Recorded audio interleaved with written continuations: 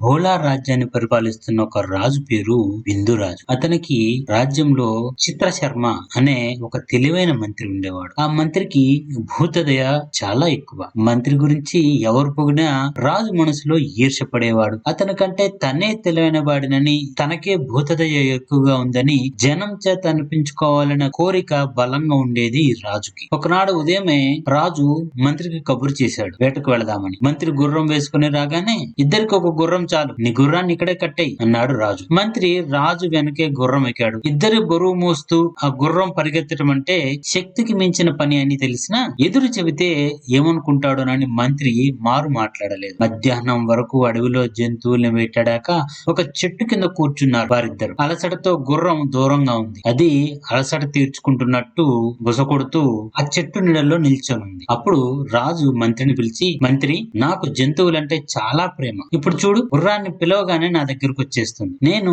ఈ చెట్టు దగ్గర ఉంటాను, నువ్వు ఆ చెట్టు దగ్గర నిలబడు అన్నాడు. మంత్రి తప్పుతుందా అనుకుని లేచి కాస్త ఎడంగా ఉన్న చెట్టు దగ్గరకు వెళ్ళాడు. రాజు ఈల కొట్టగానే గుర్రం కదిలింది. పరిగెత్తుకుంటూ వస్తూనే ఇద్దరిని మార్చి మార్చి చూసింది. అది నేరుగా మంత్రి దగ్గరకు వెళ్లి చేతులను పచ్చగడ్డి నోటితో అందుకుని తినసాగింది. జంతువులకైనా మనుషులకైనా ఎదుటివారు చూపించే ప్రేమ కన్నా వారి వారి అవసరాలకే ఎక్కువ ప్రాధాన్యం ఉంటుంది. గుర్రం ఉదయం నుంచి పరిగెత్తి పరిగెత్తి చాలా ఆకలితో ఉంది మహారాజా అన్నాడు మంత్రి గడ్డిని గుర్రం నోటికి అందిస్తూ. ఎంతైనా నీ తెలివితేటలు అమోఘ మంత్రివర్య అన్నాడు రాజు మెచ్చుకుంటూ.